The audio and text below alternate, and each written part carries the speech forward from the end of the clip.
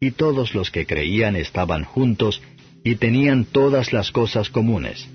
Y vendían las posesiones y las haciendas, y repartíanlas a todos, como cada uno había menester. Y perseverando unánimes cada día en el templo, y partiendo el pan en las casas, comían juntos con alegría y con sencillez de corazón. Este texto que acabamos de leer, pertenece a la primera iglesia cristiana. Los creyentes del primer siglo demostraron su amor al repartir sus posesiones, según había necesidad entre los creyentes. Este era el espíritu dentro de la primera iglesia cristiana, el amor ágape. ¿Cómo vivían los primeros cristianos? Leamos el testimonio de los observadores. Socorren a quienes los ofenden, haciendo que se vuelvan amigos suyos, hacen bien a los enemigos. No adoran dioses extranjeros, son dulces, buenos, pudorosos, sinceros y se aman entre sí, no desprecian a la viuda, salvan al huérfano, el que posee da, sin esperar nada a cambio, al que no posee. Se ultraja su honor, pero se da testimonio de su justicia. Están cubiertos de injurias y ellos bendicen. Son maltratados y ellos tratan a todos con amor. Hacen el bien y son castigados como malhechores. Aunque se les castigue, están serenos, como si, en vez de la muerte, recibieran la vida.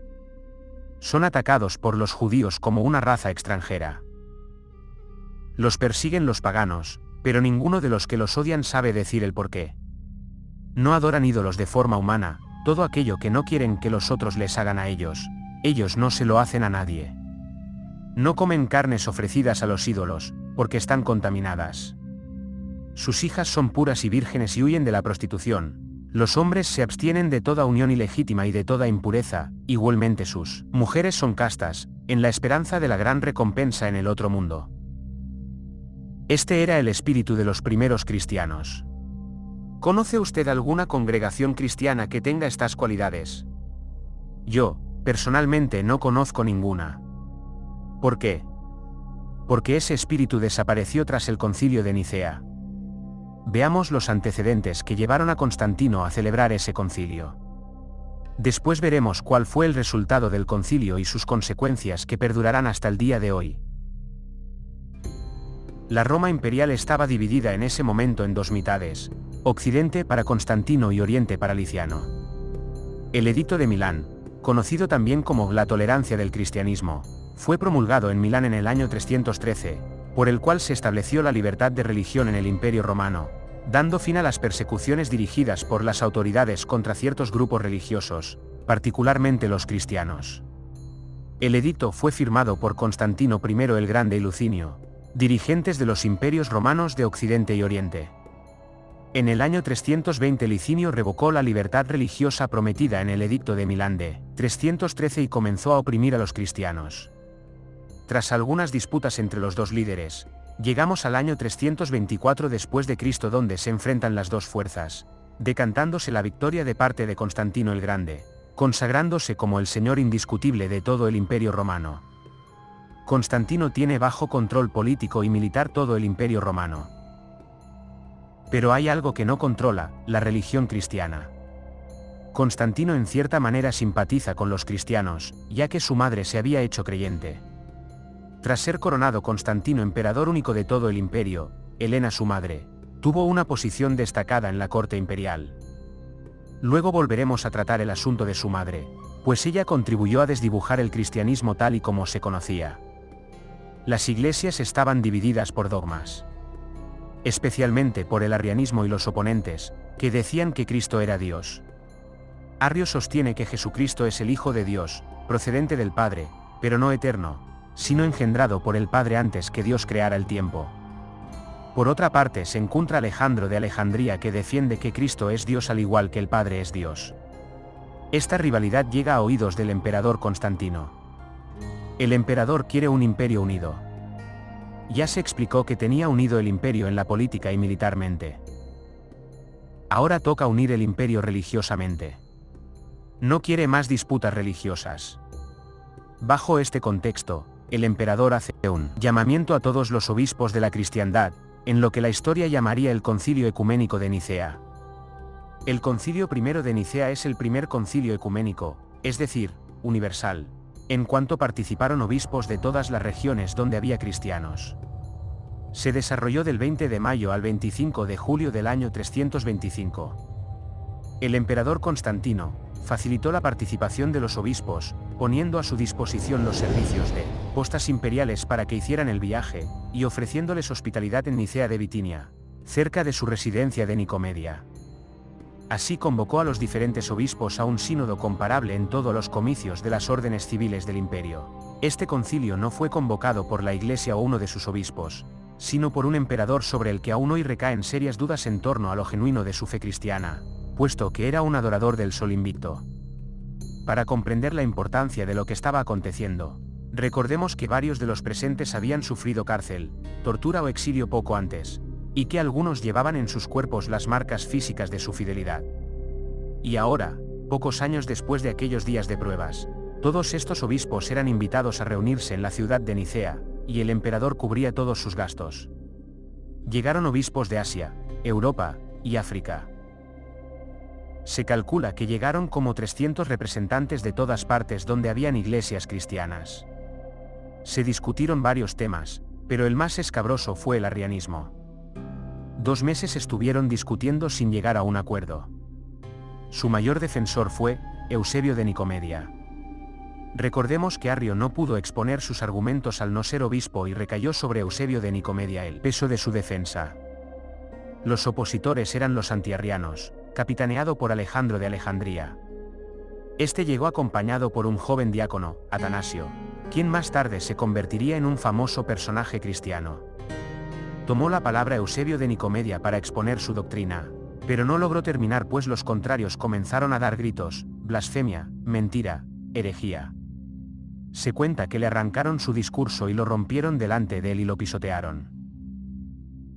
Se tomó la decisión de crear un credo que sería conocido como el Credo de Nicea, y dice así: creemos en un Dios Padre Todopoderoso, hacedor de todas las cosas visibles e invisibles. Y en un Señor Jesucristo, el Hijo de Dios, engendrado como el unigénito del Padre, es decir, de la substancia del Padre, Dios de Dios, luz de luz, Dios verdadero de Dios verdadero, engendrado, no hecho, consubstancial al Padre, mediante el cual todas las cosas fueron hechas, tanto las que están en los cielos como las que están en la tierra, quien para nosotros los humanos y para nuestra salvación descendió y se hizo carne, se hizo humano, y sufrió, y resucitó al tercer día, y vendrá a juzgar a los vivos y los muertos. Y en el Espíritu Santo. A quienes digan, pues, que hubo cuando el Hijo de Dios no existía, y que antes de ser engendrado no existía, y que fue hecho de las cosas que no son, o que fue formado de otra substancia o esencia, o que es una criatura, o que es mutable o variable, a estos anatematiza la Iglesia Católica. En todo caso, los obispos se consideraron satisfechos con este credo, y procedieron a firmarlo, dando así a entender que era una expresión genuina de su fe. Solo unos pocos, entre ellos Eusebio de Nicomedia, se negaron a firmarlo. Estos fueron condenados por la asamblea, y depuestos. Pero a esta sentencia Constantino añadió la suya, ordenando que los obispos depuestos abandonaran sus ciudades. Esta sentencia de exilio añadida a la de herejía tuvo funestas consecuencias, como ya hemos dicho, pues estableció el precedente según el cual el Estado intervendría para asegurar la ortodoxia de la Iglesia, o de sus miembros. En vez de ser un concilio, fue un fracaso total. La Iglesia salía dividida. Miembros de la Iglesia fueron apartados y lo peor de todo, el Estado metió la mano en asuntos de fe. Los obispos no vieron el peligro que aquello conllevaba y la Iglesia desde ese momento decayó en la ruina espiritual. Había muerto el cristianismo y nadie se había dado cuenta. Para que entendamos la seriedad del asunto, más adelante el emperador decidió que repusieran a Arrio. Cuando Alejandro murió, fue sustituido por Atanasio y Eusebio de Nicomedia convenció al emperador que exiliara a Atanasio. Los obispos utilizaron al Estado para sus fines y el Estado utilizó su fuerza para manejar a la Iglesia. Pero lo peor estaba por venir. A la muerte de Constantino, le sucedieron sus 3 hijos. Dependiendo de cuál de ellos dominara el imperio, favorecía al grupo niceno o al arrianismo. El Estado decidía quién y cuándo, o mejor dicho, cuál dogma debía prevalecer y cuál debía ser perseguido. Pero volviendo a Constantino, ¿cuáles fueron las consecuencias de que el Imperio Romano se aliase con el cristianismo? Constantino colmó de privilegios a los cristianos y elevó a muchos obispos a puestos importantes, confiándoles, en ocasiones, tareas más propias de funcionarios civiles que de pastores de la Iglesia de Cristo. A cambio, él no cesó de entrometerse en las cuestiones de la Iglesia. Debido, sin duda, al agradecimiento que querían expresar al emperador que acabó con las persecuciones, los cristianos permitieron que éste se inmiscuyera en demasía en el terreno puramente eclesiástico y espiritual de la cristiandad. Las influencias fueron recíprocas, comenzaron a aparecer prelados mundanos que en el ejercicio del favor estatal que disfrutaban no estaban, sin embargo, inmunizados a las tentaciones corruptoras del poder y daban así un espectáculo poco edificante. Esta corriente tendría su culminación en la Edad Media y el Renacimiento. Sabemos por Eusebio, nos explica Newman, un cardenal católico romano, que Constantino, para atraer a los paganos a la nueva religión, traspuso a ésta los ornamentos externos a los cuales estaban acostumbrados.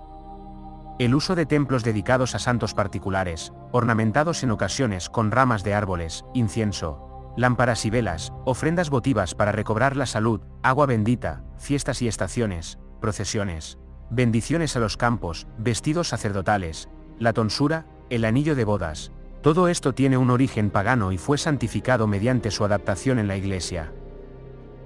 Constantino era adorador del Sol Invictus, y casualmente esto lo vemos en la Iglesia católica expuesto en el altar. También tiene que ver el Sol Invictus con la fecha de la Navidad, fecha que la Biblia no da en ningún lugar. Voy a poner unas imágenes, para que usted vea con sus propios ojos, cómo la adoración al Sol sigue vigente en la Iglesia católica hasta el día de hoy.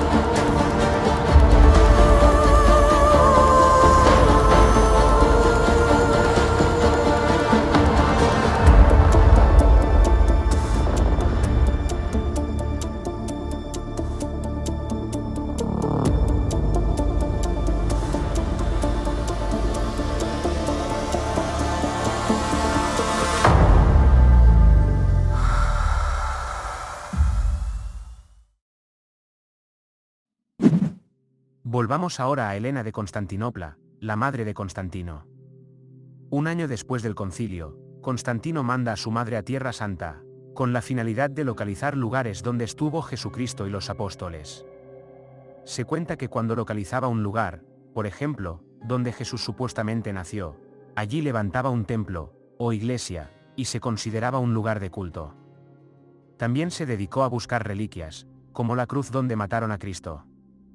Buscó los restos de los Reyes Magos y se llevó sus restos a Constantinopla. Estos objetos llamadas reliquias fueron a parar a las iglesias y catedrales, siendo veneradas por la nueva ola de pseudocristianos. Antes de Constantino, la iglesia era la congregación de cristianos, es decir, las personas reunidas para alabar a Dios y compartir cosas juntos. Ahora la iglesia es un edificio frío, lleno de idolatría y empapado de tradiciones romanas como las velas, el agua bendita, ropajes litúrgicos, el símbolo del Sol Invictus, las procesiones a los santos, y un sinfín de costumbres romanas absorbidas por la nueva cristiandad. Estos objetos provocaron un cambio radical en el cristianismo y la Iglesia. Desde ese momento, se instaló un camino de peregrinación donde los nuevos cristianos viajaban a Tierra Santa con la finalidad de venerar lugares donde estuvo Jesucristo. Entraban a las iglesias y se postraban ante las reliquias, esperando recibir milagros curativos. Cualquier objeto que se creyera que perteneció a los apóstoles era llevado a Roma y depositado en las nuevas iglesias y basílicas, siendo un reclamo para los fieles. Todo esto se fue convirtiendo en un gran negocio. Las reliquias eran compradas a buen precio por cualquier basílica que deseara tener algún hueso, diente, cabello u objeto que se considerara sagrado. Por supuesto, la pillería estaba servida. Se dice que hay tantos maderos de la cruz, que se podría construir un barco con ellos. Antes la fe de los cristianos estaba depositada en Cristo y la palabra de Dios. Ahora aquello pasó a la historia. La nueva fe estaba fundamentada en las reliquias y éstas eran veneradas. Las iglesias eran decoradas con imágenes, algo prohibido por las Escrituras. Ya no se va a compartir el amor ágape de los cristianos. Ya no hay amor genuino entre los creyentes. Van a las iglesias a venerar objetos y los creyentes son desconocidos entre sí. No se tratan. Van a la iglesia a hacer alguna plegaria a cualquier santo, y se marchan sin tener relación con los demás.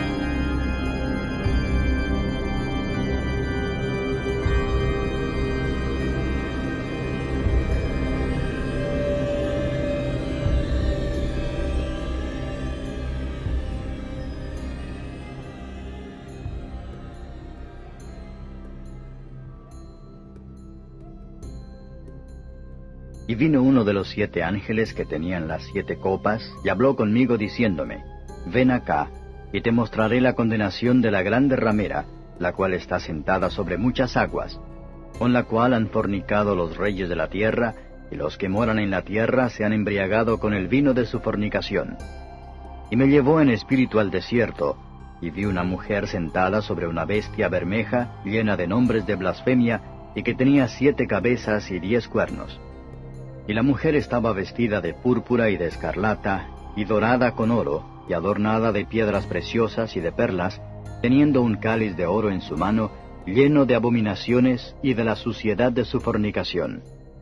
Y en su frente un nombre escrito, Misterio, Babilonia la Grande, la madre de las fornicaciones y de las abominaciones de la tierra.